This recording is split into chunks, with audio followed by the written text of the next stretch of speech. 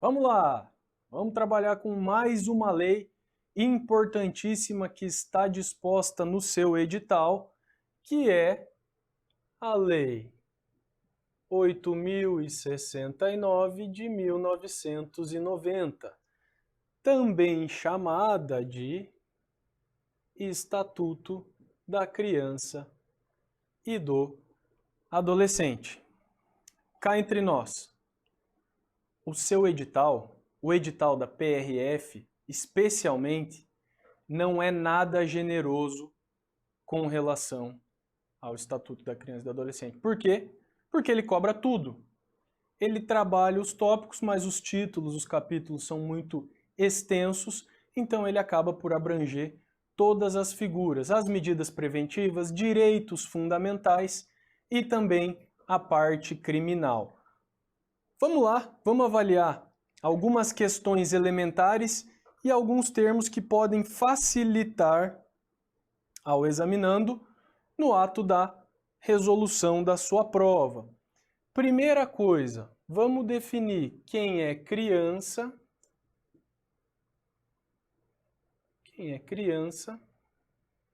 e quem é adolescente. A nossa legislação, ela adotou um critério biológico, então nós temos uma questão envolvendo a idade, para que nós possamos efetivamente definir esse liame entre criança e adolescente. Então entende-se que criança é aquela pessoa de 0 a 12 anos. E incompletos. Olha a técnica legislativa falha aqui. De 0 a 12 anos incompletos, ou seja, que ainda não fez 12 anos. Por quê? Dos 12 aos 18, a pessoa já migra para o status de adolescente. É o critério, é o melhor critério a ser adotado? Não, claro que não. O melhor seria passarmos por um critério biológico, ou melhor, um critério psicológico, para que você avalie as condições clínicas do indivíduo a depender da sua condição pessoal, do seu intelecto. Por quê? Se o indivíduo tem 11 anos e o último momento dessa idade, e ele pratica um fato, ele vai ser punido como criança. Se ele já advém à adolescência, ele recebe uma punição um pouquinho mais grave. Por quê? Aqui nós temos algumas estruturas diferentes, mas o adolescente, ele pode ser punido com uma medida protetiva e também com uma medida um pouquinho mais grave, que é uma medida socioeducativa, que são situações que podem importar até na restrição de liberdade. A criança só recebe medida protetiva.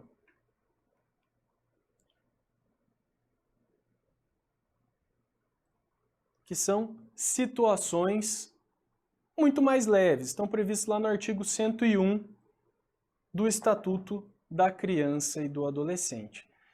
Então já definimos o grupo peculiar, definimos criança, definimos adolescente. Resta-nos saber acerca da aplicação. Até quando se aplicam as regras previstas no Estatuto? Meu povo, olha só que situação diferente. As regras previstas aqui para o Estatuto da Criança e do Adolescente, elas serão aplicadas até os 21 anos. Isso aqui está previsto lá no artigo 2º, parágrafo único.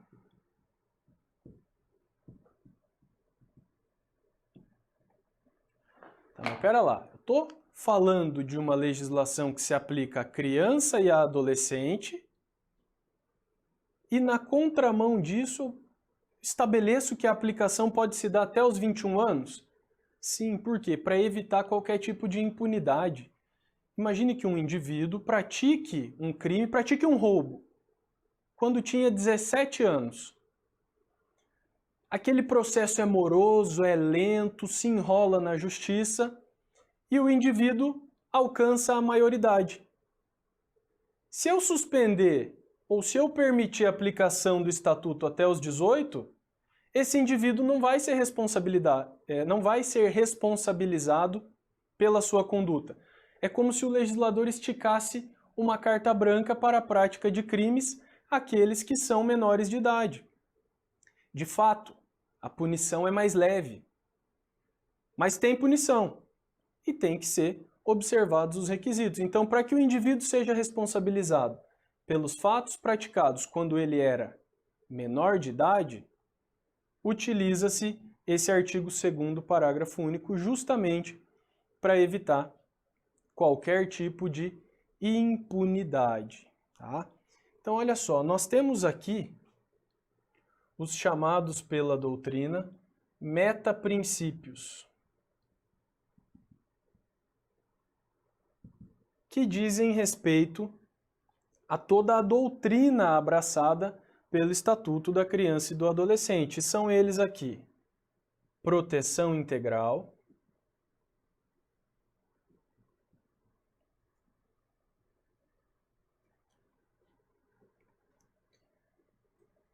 absoluta prioridade,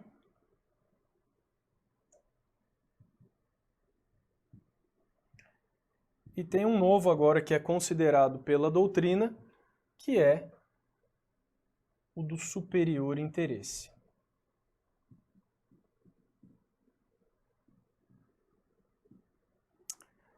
Show de bola. São os princípios mãe dos quais nós teremos o desdobramento dos outros princípios que estão previstos no artigo 100, parágrafo único. O código não foi construído de uma maneira muito contextualizada, tá? Tem bastante instituto perdido. Ato contínuo, quando nós falamos em direitos fundamentais,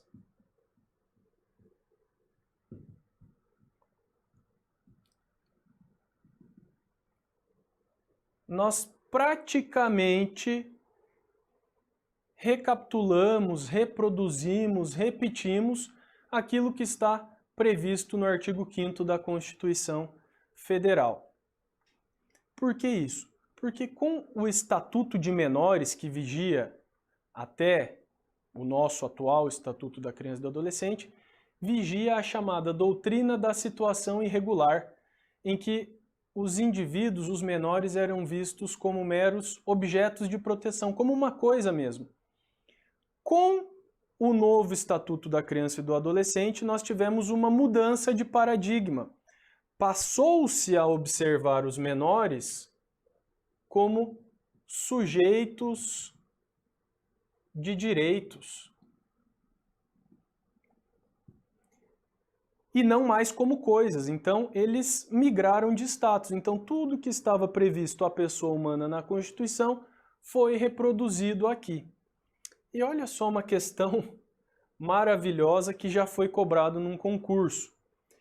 Eu posso assegurar que criança e adolescente são detentores de mais direitos? Criança e adolescente têm mais direito do que um adulto? Olha que louco. A banca disse que sim. Por força do que está estabelecido lá no artigo 16, inciso 4. Porque aqui no artigo 16, inciso 4, está consagrado o direito de brincar. Expressamente previsto na legislação. Então, Olha como a banca pode aparecer com uma questãozinha um pouquinho aleatória aí para te surpreender justamente nesse sentido. E dentre os direitos fundamentais aqui, nós temos todas as retóricas envolvendo direito à vida, direito à saúde. Isso tudo é muito bunda rachada, é bunda na cadeira, é hora de bunda no banco. Você tem que passar pela leitura desses dispositivos que vocês vão ver que não existe nada de novo. Reprodução do texto constitucional. Quando a gente fala dos direitos fundamentais, um que é muito importante é o direito à convivência familiar e comunitária. Vamos colocar aqui, direito à convivência familiar e comunitária. Essa previsão está contida no artigo 19.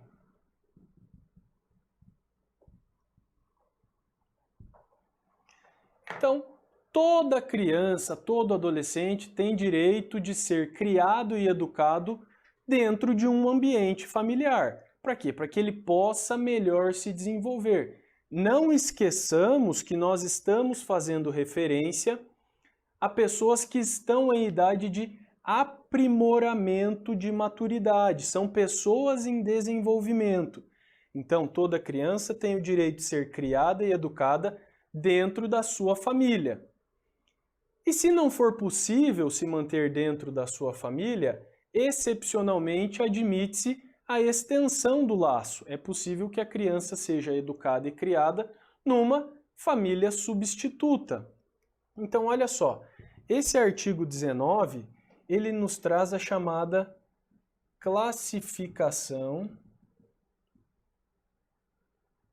trinária de família, em que nós temos a família natural, a família extensa e a família substituta. São as formas de família, classificação trinária, 3 formas. Família natural. Vou colocar aqui a família comum. É aquela unidade tradicional formada por pai ou pais, mãe, mães e os seus respectivos descendentes. É aquele modelo clássico em que nós temos o genitor e os filhos, tá? Depois você pode agregar aqui papagaio, periquito, cachorro, enfim, não dá nada não. Lembrando que o STF reconhece como unidade familiar a união de pessoas do mesmo sexo. Isso aí não muda nada aqui para fins de classificação de família. Legal? Segunda modalidade, família extensa. É aquela família que vai um pouquinho além da família natural. Mas imagine que não seja possível, não tem pai, não tem mãe. Pode morar com vô, pode morar com tio? Sim, essa é a preferência. É uma família extensa, aquela que vai um pouquinho além da família comum. Então vou colocar aqui, aquela família formada pelos avós e seus descendentes, tios, enfim, pessoas que tenham um convívio próximo com o menor. Lembrando que aqui nós estamos falando a todo momento dos menores, tá? Criança e adolescente.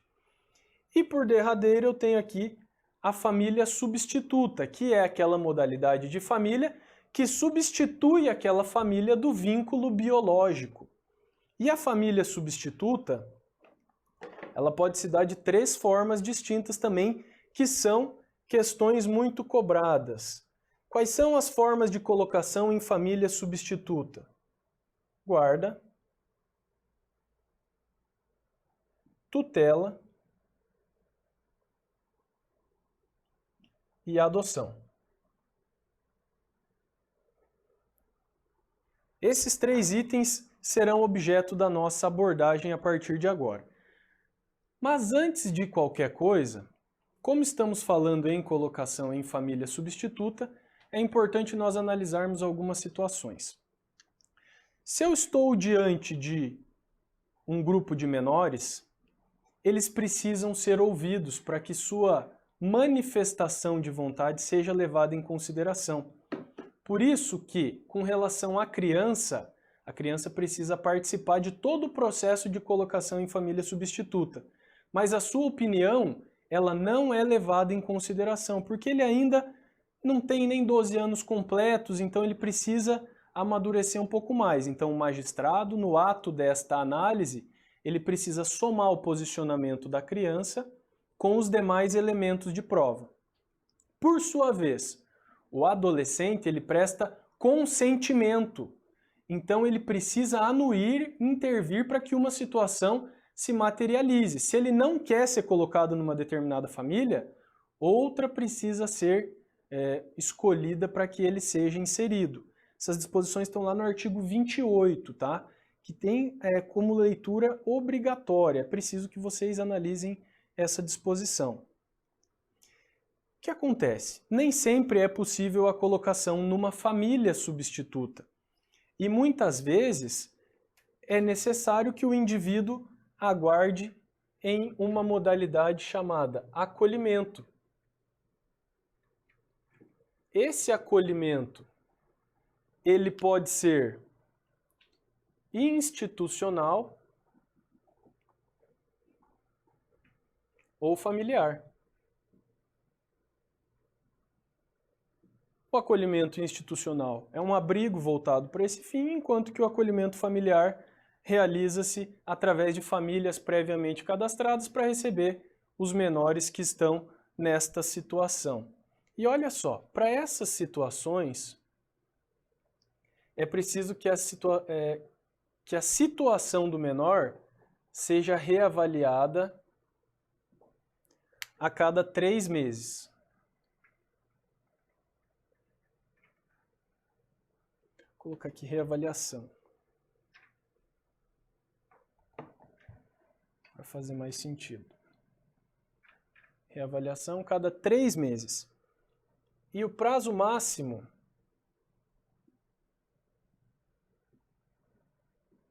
para manutenção é de 18 meses. Mas como nós estamos diante do superior interesse da criança, esse prazo máximo aqui pode ser prorrogado.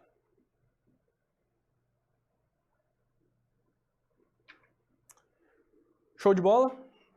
Vamos lá. Ainda falando de situações envolvendo a família substituta, se eu estiver diante de um grupo de irmãos, tem 2 irmãos que precisam ser encaminhados para uma família acolhedora, para um acolhimento institucional. Preferencialmente eles têm que ir junto. Não é obrigação, é uma preferência. Preferencialmente ficam juntos. Fechou? E aí vamos lá analisar as hipóteses de colocação em família substituta. A primeira delas, a guarda. A guarda visa regularizar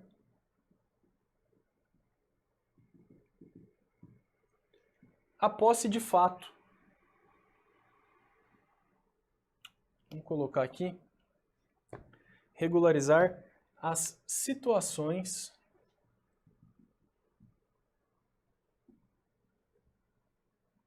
cotidianas. As situações habituais, tá? Então, não tem pai, não tem mãe, precisa de um guardião para representá-lo na escola, precisa de um guardião para assinar um determinado termo, uma autorização para a viagem.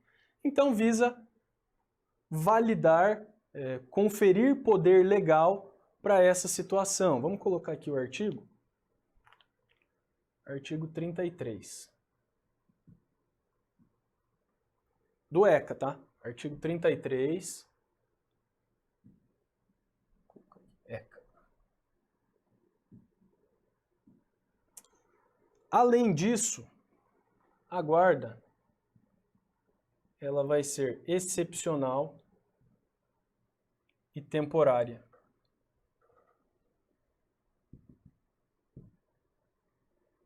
A guarda ela é temporária, não é uma situação definitiva, tá? Uma situação transitória, beleza?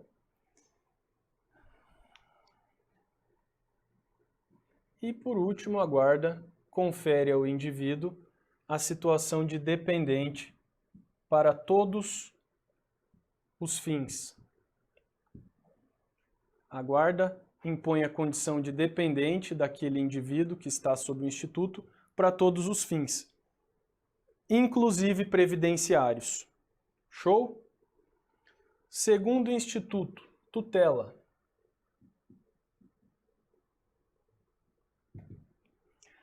A tutela é um pouquinho mais abrangente que a guarda. É como se a guarda estivesse inserida na tutela. O exercício da tutela pressupõe o exercício da guarda. Mas aqui, a tutela ela vai ser aplicada até os 18 anos.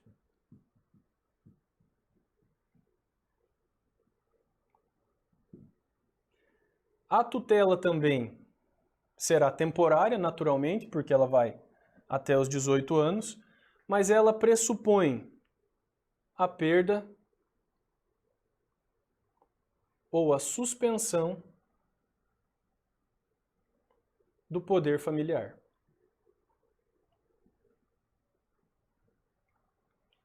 E ela vai estar geralmente ligada às questões patrimoniais.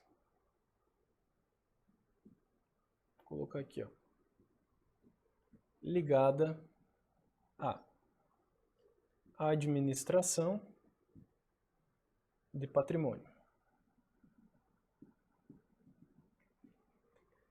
E por último aqui, e mais importante instituto, é o da adoção.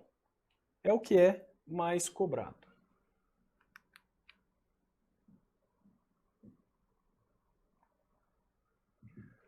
A adoção implica em colocação definitiva numa família substituta. Então aqui nós temos uma questão definitiva. Não tem mais como voltar atrás. A adoção, ela constitui um novo vínculo familiar. Além disso, a adoção é plena, porque ela assegura ao adotando os mesmos direitos dos filhos biológicos, não vai ter nenhuma distinção entre eles, tanto que no registro não aparecerá nenhuma informação neste sentido. A adoção também é incaducável. Porque, uma vez que falecidos os pais adotivos, não se restabelece o poder familiar da família biológica. Então, se um menor foi adotado e os pais adotivos falecem, a família natural dele, lá o pai biológico, não reassume esse poder. Aí nós passamos por aquela análise de família extensa e, se não tiver, nova família substituta, tá? A adoção também é personalíssima,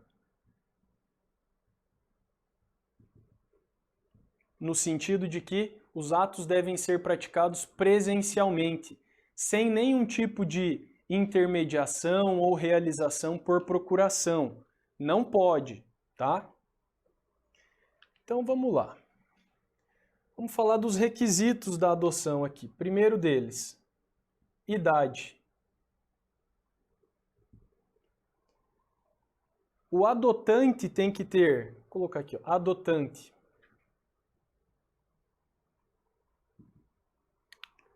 Pelo menos 18 anos.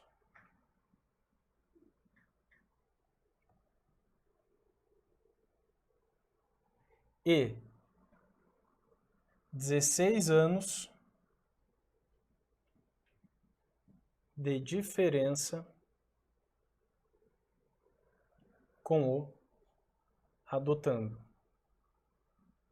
Essa regra aqui é muito cobrada. Então, o pai adotivo, ele tem que ter pelo menos 18 e ele tem que ter 16 anos de diferença com aquela pessoa que ele pretende adotar. Beleza? E claro, nós temos também alguns requisitos de ordem subjetiva, que é de que a adoção tem que representar uma questão boa para o menor, o indivíduo não pode ter sido condenado por nenhum crime envolvendo a violência contra os infantes. São questões bem técnicas e bem subjetivas mesmo, que é só o caso concreto para que você analise. E olha só, vamos colocar aqui também os efeitos da sentença. Como é que funcionam os efeitos dessa sentença? Como toda e qualquer decisão, como regra, os efeitos da sentença de adoção, eles são constitutivos, porque constituem um novo vínculo, e serão produzidos da data do trânsito em julgado para frente. Então, como regra, os efeitos dessa sentença serão ex nunc, no sentido de não retroagir. Porém, excepcionalmente, admite-se uma forma de adoção chamada adoção póstuma, que é aquela adoção em que o indivíduo passa por um processo de adoção, está no curso do processo e após a manifestação inequívoca do interesse de adotar, o adotante falece. Nesse caso, no caso de adoção póstuma, ou também chamada nuncupativa, os efeitos da sentença de adoção retroagem à data do óbito. Então, a exceção à regra está contida aqui na chamada adoção póstuma. E nessa hipótese, os efeitos serão ex tunc.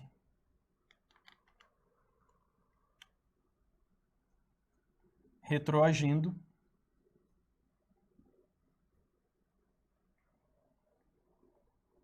até a data do óbito.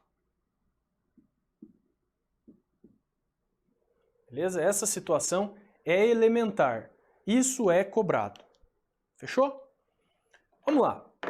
Falar de dois crimes específicos aqui que também são muito cobrados, amplamente cobrados.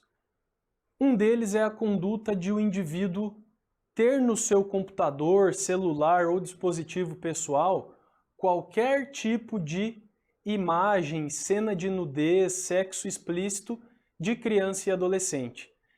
Essa conduta configura crime. Você vai conseguir enquadrá-la lá no artigo 241 do ECA, tá? Fica atento, porque muitas vezes a banca quer te induzir a erro no sentido de que o simples fato de ter armazenado não configura crime.